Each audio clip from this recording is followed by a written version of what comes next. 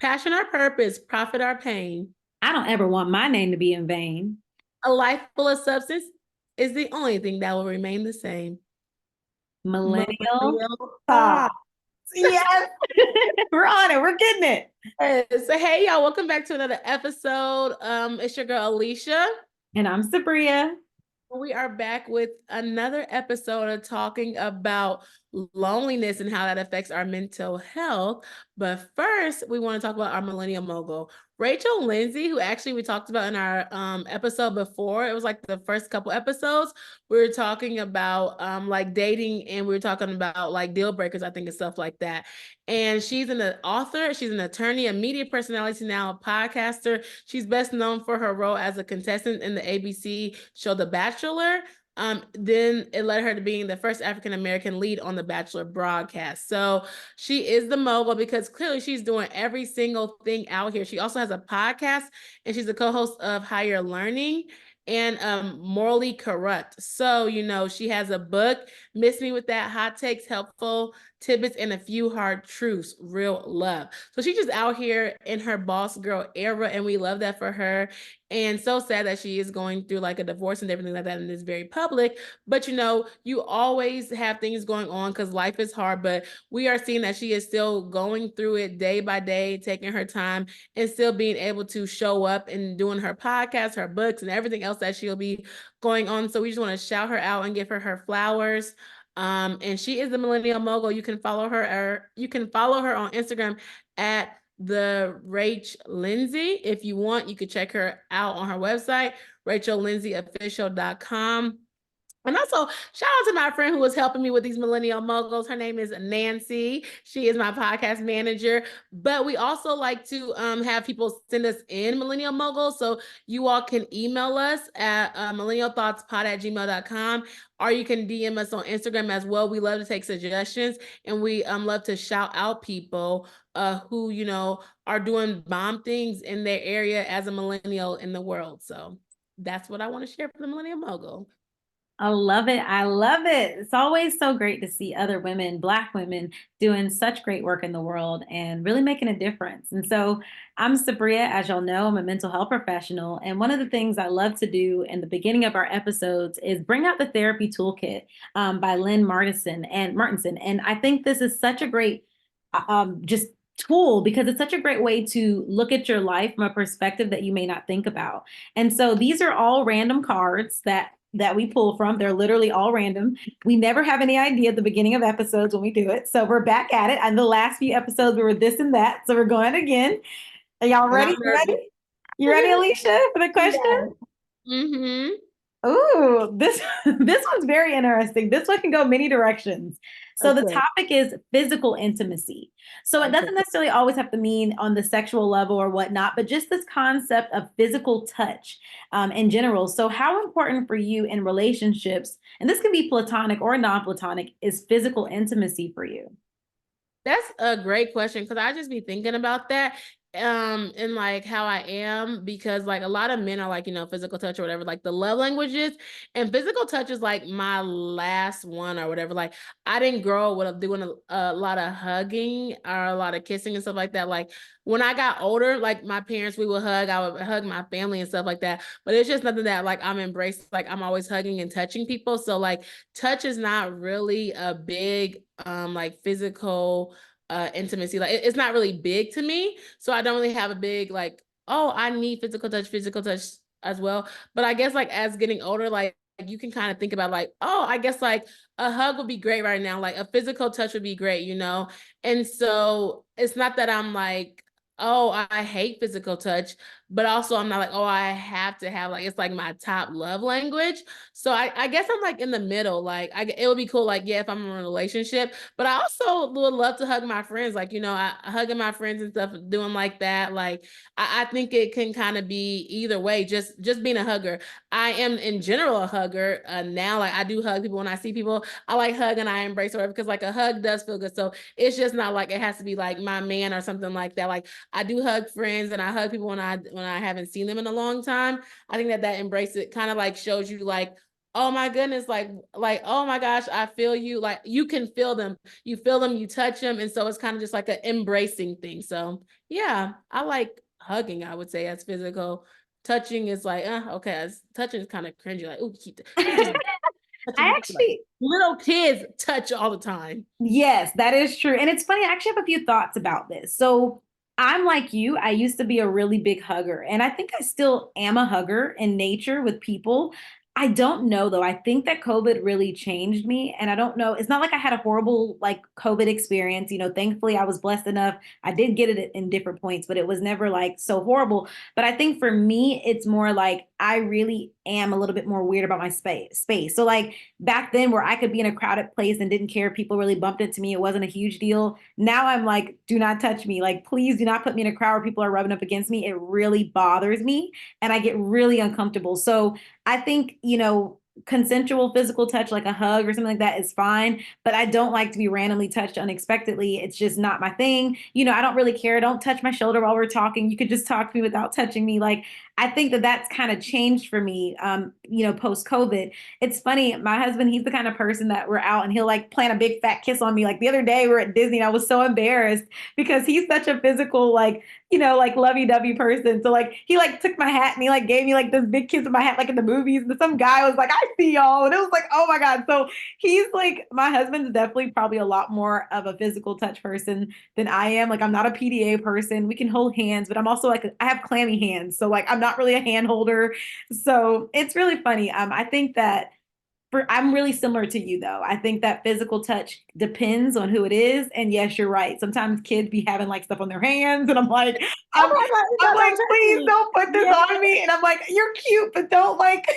Yes, two things is that one, somebody said that they was like they tweeted, they were like, even before COVID, like, why were y'all standing so close to people in line? Like, can we get some space? So now post COVID, everybody's like space. And I'm like, yeah, I'm like, if you too close, I'm like, oh, hold up, like, I don't know, you coughing. Oh, especially people cough and they don't cover their mouth. Oh, that's Oh, another. or when they cough on their hand and don't sanitize or do nothing with it. Yeah, And I'm like like, and I then don't you're want going people to touch touching me. me as well. But to your point, it's so funny because I watch a lot of podcasts or but it's called Is This Gonna Cause an Argument with That Chick Angel and Marcus? And they literally were just talking about PDA, public display affection. And so he doesn't like it, but she likes it. And they're talking about like getting an argument about it or whatever. But it's so funny, like the opposite. And so it's like I'm probably really not a PDA person. I will hold your hands, but I don't really do PDA in a sense though. But I'm like, watch my man be like this big PDA person. And I'm like, ciao, whatever. Like, like I'm more like, let's keep this reserved, like let's keep this out there. Cause then you see people like holding hands is cute, but when you in line and behind you, they just like kissing and all, I'd be Oh yeah, like, we don't do all that. I'm not into that. like, get We a we room were for at an event real. the other day and people were like making out all around us and we were like, yeah, that's not really us. We'll do a little Yeah. call It's today, like, but okay, come on. We do not want to see that. Like, yeah. So I think that's kind of funny when you talk about PDA. Like, I don't mind holding hands and walking and stuff like that. But yeah, PDA is kind of just like some is it's a little, it's a lot, y'all. Go get a room. But this was a great topic because it actually ties into our focus for today. We're oh, talking, look at that. yeah, like, well, I mean, like, right? Like these cards, I'm telling you, there's something in the air with these cards because they always know how to connect to our topic. But when it comes to our concept of loneliness, we're going to be talking about today. And so, what I want to do is I want to first start off with maybe sharing, a little bit about the science of loneliness. And then I want to go into maybe sharing some stories about, how loneliness may have been a part of our lives. So we're going to jump around. We have a lot of things we want to talk about today. So according to some research, over lots of different studies, there's tons of studies out there. One study actually came to find that that loneliness is actually just as dangerous as smoking a pack of cigarettes a day. So I want to say that was like through like the National Institute, but like it's literally that's how serious loneliness can be for people. And I think people don't realize just how detrimental it can be to our physical health. It actually is something that can literally cause us to live a shorter life. There's actual studies that also show that people with dementia and Alzheimer's are more likely to develop it when or people that are older are more likely to develop dementia and Alzheimer's from loneliness. So it's a real thing. The American Surgeon General actually gave a speech about it last year and how he was very concerned about it, the US Surgeon General, because it's such a serious thing that's affecting our society. And post COVID, it's been increasing. Oh yeah, I was like, I could see the loneliness with dementia because when you think about dementia and Alzheimer's, it's something with your brain and your mind. And I do hear this because I'll be like, when I'm retiring, I don't want to work, I don't want to work. But they said that that's kind of bad since we've been wired, we work. And so it's like with dementia, you forget things, you lose things. And it's like if you're not using that muscle, it kind of goes away. So when you think Your about neurons. you think about loneliness, you're like, you're not talking to nobody, you're not around anybody. So that's the hard thing. And so I could see that. And another thing I want to say to that is as well as like with post COVID and even like our society is now it's like, I don't need no friends. I don't need no friends, no new friends. Like I could be by myself. And I'm like, that is horrible. Like you should want new friends. You should want to be around people and stuff like that. And but that creates this culture of like, I'm by myself. And that's why rent so dang high because everybody want to live by themselves. That's another topic. But it's just like but it shows like it's a privilege to live by yourself. Like they are making it so hard to live by yourself. It's so many people want to be on their own and spend, and people don't want to live together. People don't want to cohabitate together or like have roommates because people are like, oh, it's my peace, my peace, my peace. But that craves loneliness. And you can see that even why do you think social media is so big? Everybody's on their phone, everybody's sitting down, everybody bored. But you talk about TV shows together on TikTok, on Twitter, on stuff like that. But it's like we're all still sitting in our own prospective houses.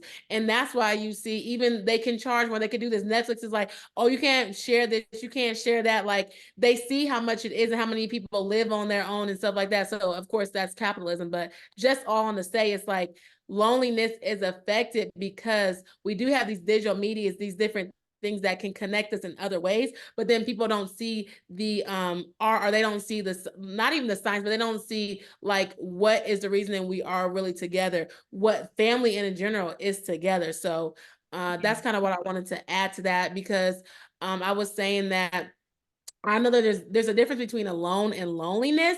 And so I don't know really people even really understand that like lonely being like by yourself versus like alone, you're by yourself, but you're not lonely. It's kind of confusing. But I would say that dealing with loneliness would probably be something that I would relate to with like moving a lot. So like I felt lonely like when I was in grad school because I was by myself. I didn't have any friends. I am alone, but I'm also lonely, you know, because it's like I don't have no friends. But you could be alone and not feel lonely as well, you know. So sometimes I do feel alone. I don't feel lonely all the time, but like going through that period of like being in grad school, not having friends, or like that can be lonely. I didn't let it take it over. I didn't let it take over me, but I definitely can attribute that to even like moving to Atlanta, like during the time when you like, you know, you're supposed to like get together with your family, like holidays and stuff like that. Like that could be a lonely time for people, even if they're not alone, but that's a lonely time for people. If you can't fly back home to see your family, if you don't have friends in the area and like everybody's getting together and stuff like that can really feel lonely. And so I feel like relocating to a new city can like amp up your loneliness and it can have an effect on your mental health and stuff like that if you are not like being able to build community, find friends and do different things like that. So I And think that I want to add to that definition though you talked about. I think that it is true. Alone is the state of being, whereas lonely is a state of mind. I want to clarify what you were saying, like kind of share that people, because I think that's kind of what you were getting at. That is literally what it is. And I want us to, I think closer to the end, I want to dive more into ways we can prevent it, which I love that you are already kind of calling some out. I want to add a little bit more to our definition on the science of loneliness. You brought up how older people, they're more likely to deteriorate. It's actually research because our social neurons are not growing and connecting. We all have these things called neurons in our brains and our dendrites. And the more we communicate and connect, the more our dendrites are firing. And that's a way to keep our minds going. Quick little thing I want to add before we go deeper into this is that loneliness is actually something that's been back into even the cave days. And according to history, whenever an individual was lonely, this person oftentimes was more at risk to be dead because they were alone or excommunicated from the tribe, aka they would not be able to survive in the wilderness without the support of their tribe or their family. So the brain was taught even in the early days that if I'm alone, then I am dying or I am suffering or I am not okay. So our bodies are in that fight, flight, freeze mode. And we may not even realize that when we are experiencing loneliness, that is an actual psychological response for us. And so that's why people suffer so deeply when it comes to loneliness, because it's actually kind of like it was horrible back then. And so our brain reminds us, whoa, you're alone, you're not safe. And so when you're alone, then you can't trust people. There's no sense of community. And so all you can trust is yourself. And that can be really difficult as well. So I just wanted to add that to what you were saying. And I love where we're going with this topic. I think it's a really important thing to talk about.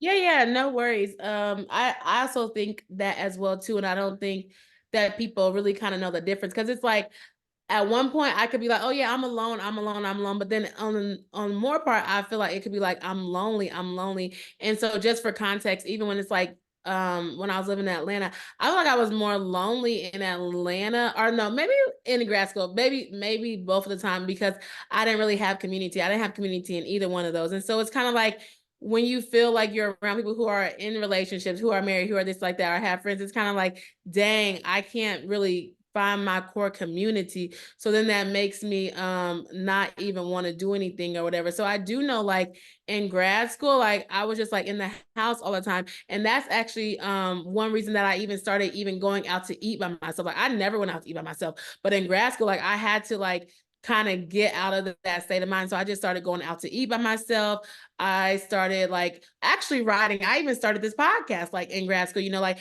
I started Wow. doing different things like that because I was like, I don't want to say I was like depressed or whatever because I don't really know if that was it, but it's just like I have to do something because it just was not doing anything for me being in this place. Like I could go to Walmart and not see anybody that looked like me. I could go to class, but it's just like it was just not really like really great for me. So I feel like that is probably the first time that I really dealt with loneliness, and I didn't even know how that felt because like I came from undergrad, I was always with people, I was always hanging out, I was always doing things. And so grad school, it was just like it was a different turn of events. A And so different. it was just like hard to like adjust to grad school, and because you work during the day and go to the class at night. Ooh, don't recommend. That's not easy. And it's ironic that you felt that feeling in grad school, whereas I felt that a lot more in undergrad.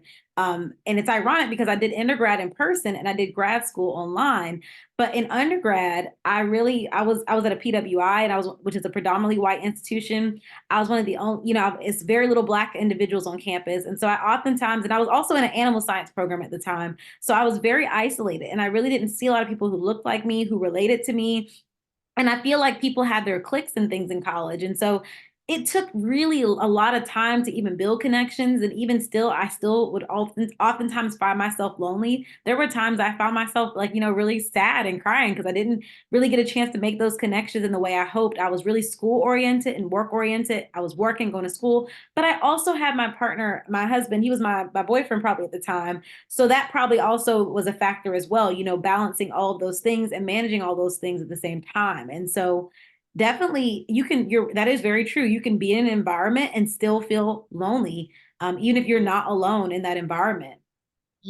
Yeah, I think it was because maybe when I came in, like we came in, I had like already community already started because we follow people on Twitter before I went to school. So we talk on Twitter, then we meet up, and then we have like events and stuff like that. First, when I went to grad school, it was just me. I didn't know anybody. I just went there. I just knew my program director. I tried to hang out with people, but a lot of the people that I went to the grad school with, they already went to that school before or something like that, or they worked. And so they had different like opportunities or different networking and whatever. And I tried to network, it just really didn't kind of like go well for me. So that was also kind of sad too as well. And so that just is that's just happened when you move and you relocate and different things like that. So that's the sad part Yeah, about it. that's a good point. Let's move into actually the concept of bed rot. So like that was a whole new thing that's coming on social media in the forefront, bed rot. And so bed rot is basically this idea that we pretty much stay in bed and we kind of rot to life all day, right? Like maybe we don't feel connected or we feel disconnected. What are your thoughts on that, Alicia? Do you feel like you found yourself in that space of bed rot, like because I know depression can couple with loneliness too and all that. So I don't feel like I had an opportunity to bear out in grad school because I had to keep on doing schoolwork. Okay. I thought I can't wait till I get a dang Saturday. So maybe I love bed riding because every time I was doing a paper, I was working out, but I was drowning in that. And I'm like, this is not really what I want to do. Like, I was like, oh my gosh, I got to go to the library again or whatever. So, but I do think like on Sundays or something like that, I didn't have TV. Like, I kind of was just like secluded to myself. Like, I didn't have a TV. I didn't really watch TV in grad school or whatever. And so I probably would just like sleep on a Sunday or something like that. I'd probably try to go to church or something like that. Or if I had to work or something, But yeah, I feel like I'd probably bet a little bit more now. Like I feel like a couple weeks ago, I was like, I'm just laying in bed. Like literally, I was just laying in bed yesterday too, but I have things to do or whatever. So I guess I don't really do it as much now. I'm really more busier now with all my life. So I don't even feel like I have a chance to bed rot. But I would say like these last couple weeks have been kind of rough. So I was just like, okay, I'm gonna come home. I'm gonna just go to work. I'm just gonna lay down. I'm just lay, watch some TV. Because it's just like so much going on. Like my mom was so overstimulated. I was just like, I cannot. So when I get to that, I feel like now I have more of a let me just lay down, let me just watch some TV and kind of just do what I need to do or whatever, practice like more self-care and stuff like that. What about you? That's really interesting because for me, I think that I crave connections, but then I also don't do the work to maintain them. And I kind of am terrible. Like at one point I was like, oh, I really want to hang out with other couples and meet other people and connect with other people. I would tell my husband, and then we finally started doing it, especially this year. We have been coming in hot with the hangouts this year. We've been hanging out almost every weekend. And I'm like, I want a bed right now. I want to watch my show and be lazy. So it's funny. I think that it's all in moderation. And so I agree with you. Sometimes maybe bed rotting can be a good thing. But maybe it's that we at least get up and brush our teeth and do our hair or at least get up and take a shower or whatever. I think that we can be a great pal to ourselves, a great friend to ourselves. And then also if faith is a big factor, you talked about going to church. I mean, for me, I'm never really alone, right? Like for me, I believe that I always have God, I always have Jesus on my side. So like I always feel like I'm never truly alone. So that's on a personal faith level. So I love that you changed this idea of bed rotting to something that can be positive if done right. I think all Mhm. mental health concepts that we run from, even dissociation, all these other things, we often run from it, but everything can be done right, but just in moderation. Yeah, yeah, yeah, definitely. I'm like, if that is what it is, and that is what it is, I guess. I don't know. But yeah, but speaking to that, like growing up in faith or like going to church, stuff like that, I feel like that's also how you kind of find community. So even thinking now, I'm like, oh yeah, maybe I can go to a church, but like church is kind of how you find community. If it's a good place to go, you meet some people. So it's kind of like, oh, that's where I know you can find connections that is going to church. So if you are feeling lonely, trying to get into the therapy corner a little bit, you can go find places like think about where you want to build that community. So I know me, I'm a writer. I like to go to open mic nights. I'm creative. So I go to more open mic nights now. I go to like writers meetups, like, and so whatever you like. And that's the thing, like find a passion, find something that's fun. You don't have to have it as a side hustle. It don't have to be anything. But if you are lonely, even if you like TV, like we said, you could use social media, but now in these different cities, they're having meetups in person and things like that. So like find where you want to build your community. That if you like brunches and you want to be with the girls, if you like spa days and stuff like that, like go find where your community is at. And so that's something that I had to figure out. I didn't have community where I was at. I either have to build it, search it, or find it. And just randomly, like I don't even know. I'm so sad because I ended up moving from Atlanta, but like randomly I seen an ad for like a writers networking event and I went and it just was like kind of like the best thing to be able to get out because I was able to be in a space where there was writers, directors, producers. So I just started going to there.